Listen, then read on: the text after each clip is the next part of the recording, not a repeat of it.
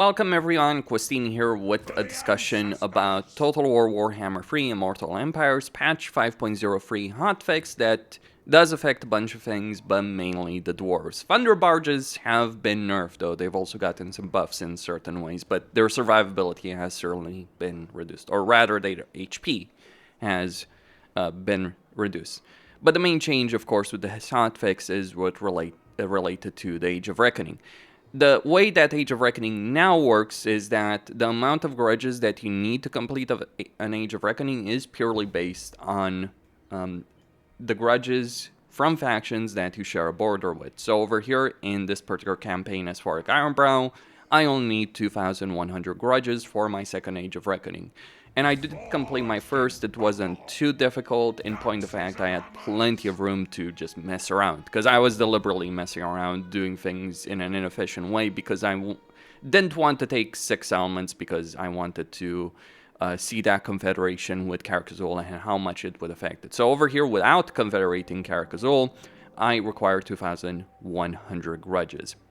This is obviously far lower than before, and it is a good change. There's plenty of good changes, there's some bad changes, there's some things that Creative Assembly should have fixed and didn't, and hopefully we will get further improvements with patch 5.1. The one thing I do dislike is that 15 turn duration, because I felt that, and I know I'm in the minority here, but I did feel like, yes, it did take some getting used to the system, but once you did get used to the way the system worked, you could decide to fill up every Age of Reckoning. You did have to go out of your way. That hasn't necessarily changed, by the way, because, like, for instance, in a fur campaign, you wouldn't want to go after Cetra. But I did get a ton of grudges. How did I get a ton of grudges with Cetra? Well, the way you get a bunch of grudges with a particular faction is that you do get events that can earn a lot of grudges with the faction. So it can, in this case with Forik, it can be either Manfred, or it can be Skarbrand, or it can be Krokar. So for instance, you get an event to either get a direct declaration of war against the faction, or you get lesser grudges, less amounts of grudges, but you don't have a declaration of war over here. So this does seem to happen at the end of an Age of Reckoning. I do believe this has changed, so now Manfred has certainly gained a lot more grudges than he had before.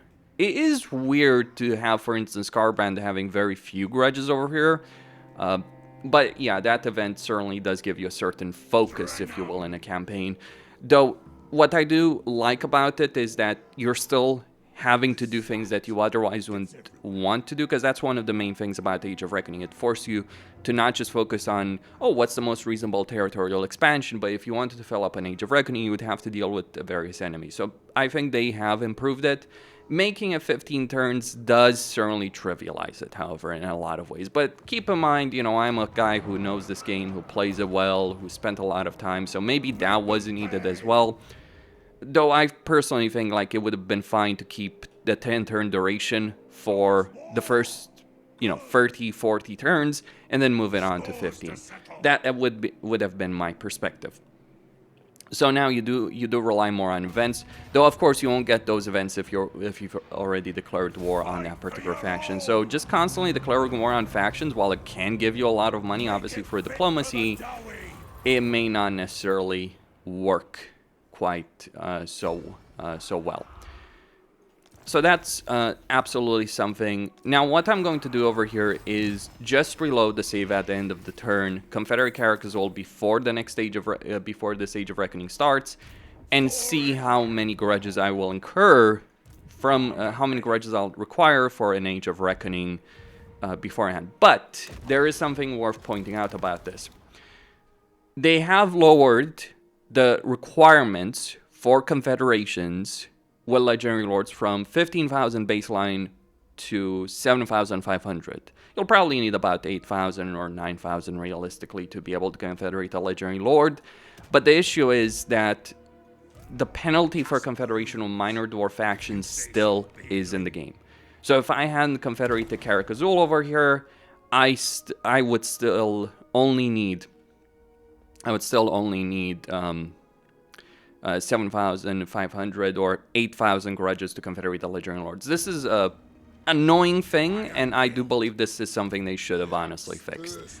It's annoying because it means that you don't want to confederate Barrack-Var, you don't want to confederate Zufbar, you don't want to confederate Karakern, you don't want to confederate Karak Azul.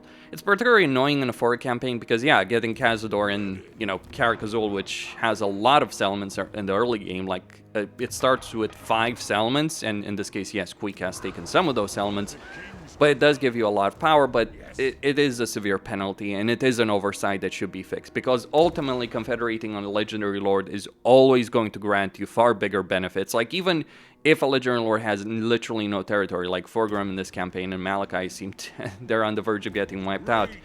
But even if they get wiped out, even if they give you no territory, obviously because of their skill line, their quests, their quest items, their combat power, their campaign power, is always worth going for that. So I think like this is something they need to fix, really. And they didn't. So yeah, that's a missed opportunity to have resolved that particular issue. So okay, let me just reload and show you how many grudges I'll require for an Age of Reckoning if I do confederate Karak Azul, or just get, you know, the land borders with Queek and other factions by that confederation. And just to showcase this before I do end this particular turn, you can see over here that I would require only 9,000 grudges, 8,500, 7,600 with Malachi, 8.5k. So yeah, confederating Karak Azul, if I just, you know, take this particular settlement, just out-resolve that particular battle, eliminate, etc. Take this particular settlement and get the confederation with Karak Azul. You can see that the requirements for Legendary Lord Confederation have certainly gone up. So okay, just gonna start the new Age of Reckoning, and I do guess that the event will, like, potentially declaring war on a faction is going to start it is going to happen at the beginning of the next turn.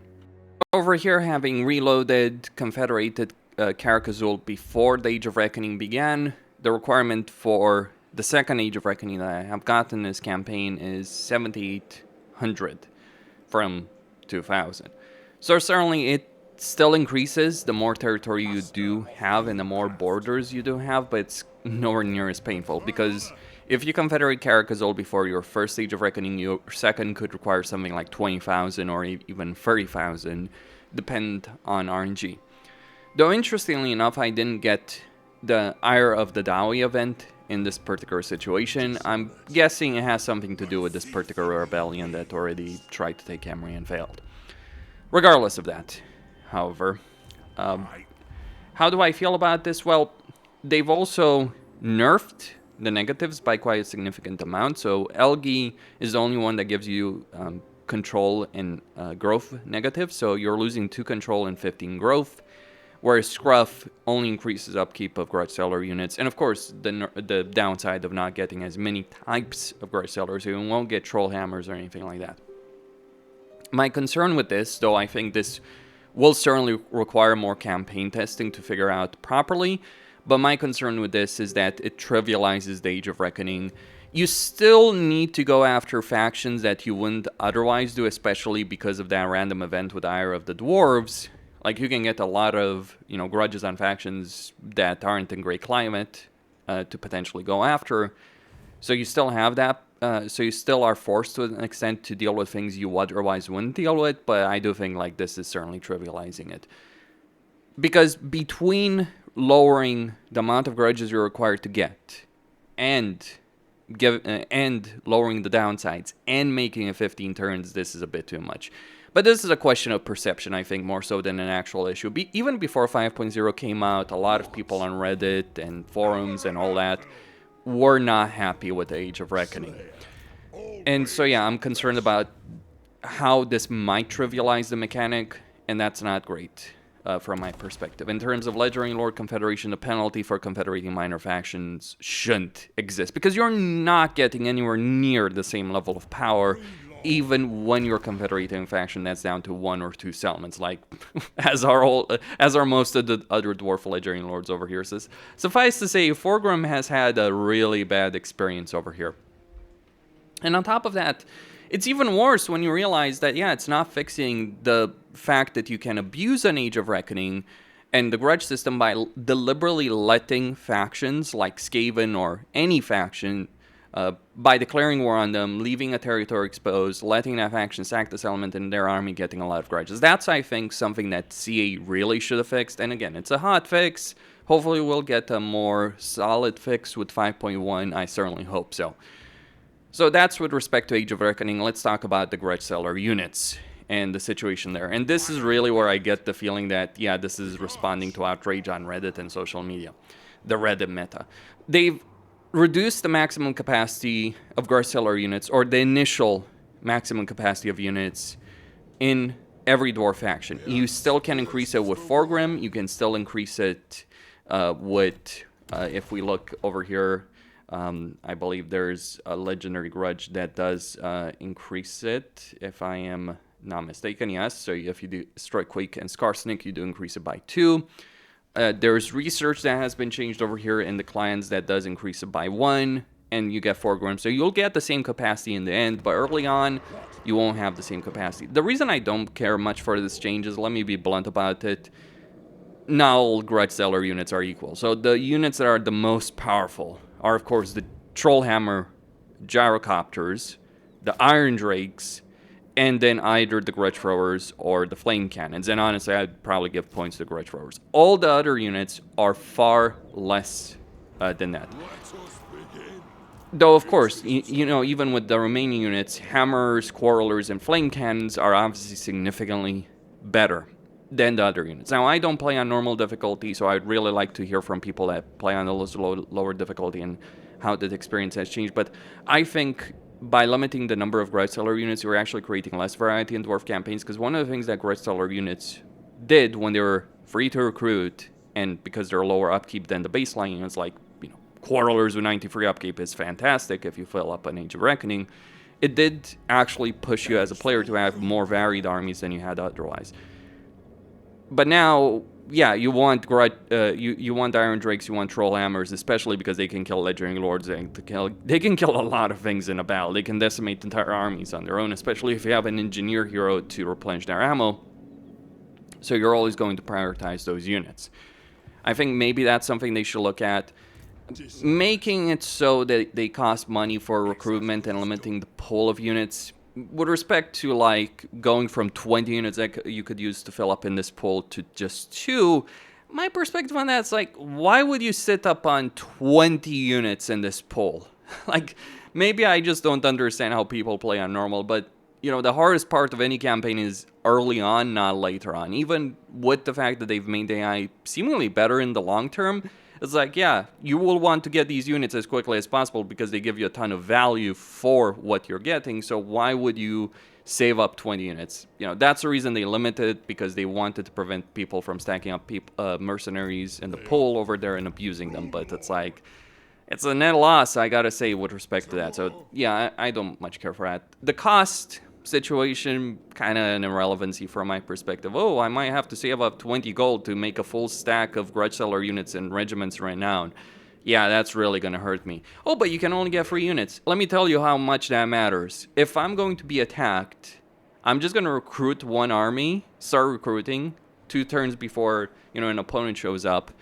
You know, if I only have 1 turn, fair enough, but if I have time, and many times you will have time, you can notice an enemy advancing towards you, I'll just recruit a bunch of regiments renown and these grudge sellers, and on the second turn I'll recruit a second army and put grudge sellers in that army. So it's like, okay, it will affect my supply lines, but we're just talking emergency situations, so kind of doesn't matter really. You might have to stockpile some gold in order to do it, so yes, there is a nerf in that respect, but I don't think it's that consequential. In terms of the grudge seller army that you get if you fill up an Age of Reckoning, I do very much appreciate the fact that it's spawning on your Legendary Lord now, or next to the Legendary Lord.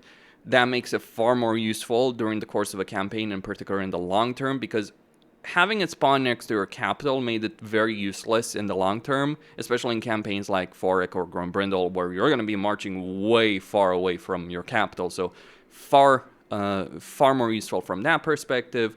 What's annoying, they reduce the units that you get. Initially, you can increase it for research and foregrim, so in the end, you can still get full stacks of these guys.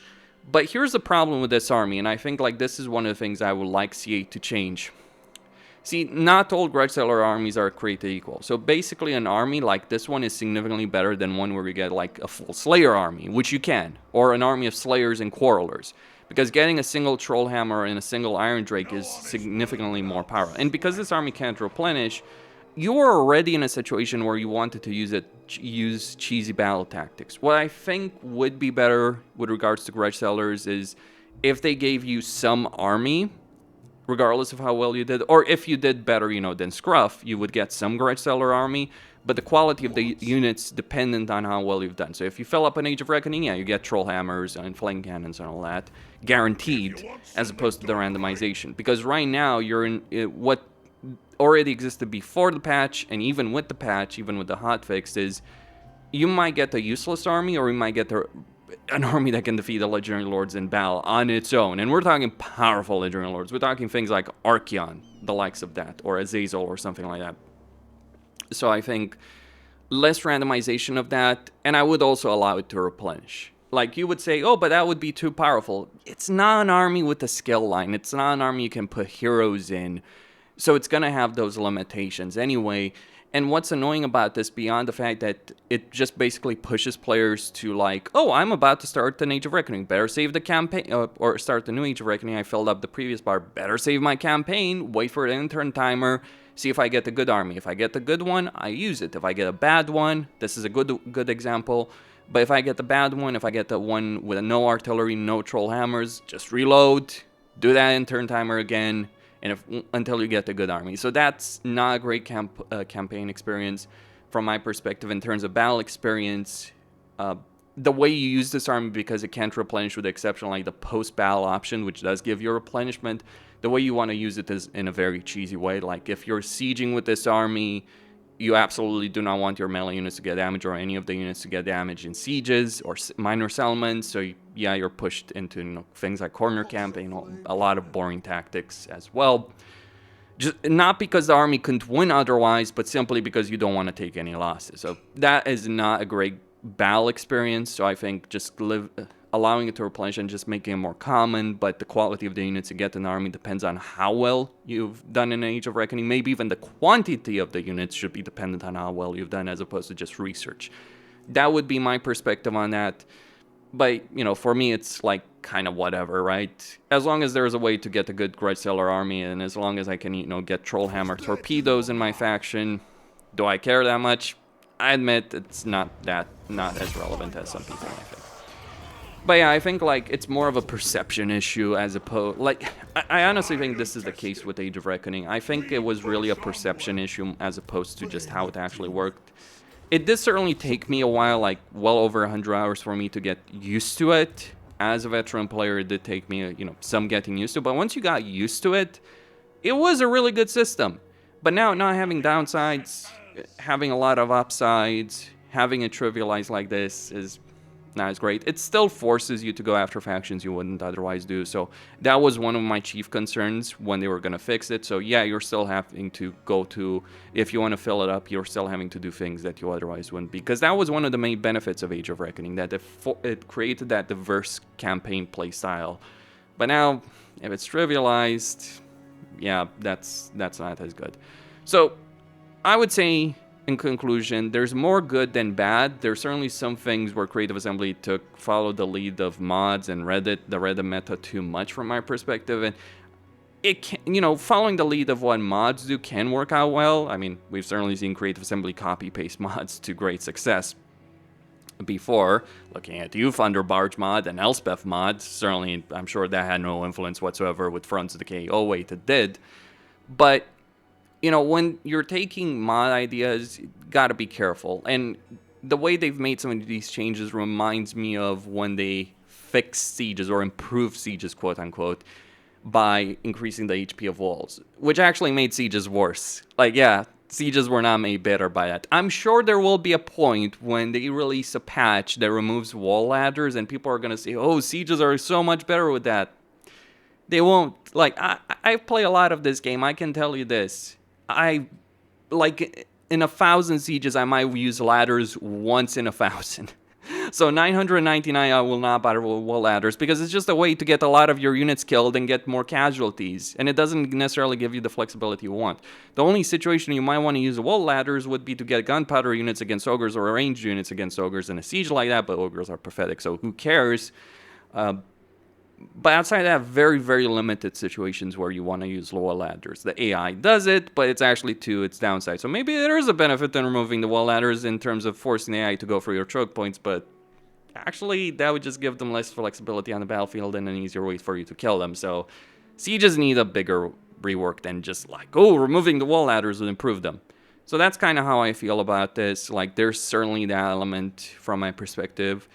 Removing grudges just from vision, that's a really good change from my point of view, from my personal perspective. Lowering the requirements of Legendary Lord Confederation is good as well. Very much appreciated the fact that we get the Ire of the Dawi event far more often, or at least that's been my experience in this campaign. I do need to play a lot more to see how it all plays out. But yeah, there's more good than bad, but there's still work to be done. That would be my conclusion. I'd be very curious to see what you guys have to say on this. Do you like it? Do you dislike it? Do you think they could do more? Do you think it's fine as it is? Let me know in the comments below. That's all I had to say. If you do enjoy my content, consider donating via PayPal or Patreon. Could certainly use your help at the moment. Going for a very rough period right now. We all are, right? But yeah, it's been especially bad for myself. Stay tuned for more, everyone.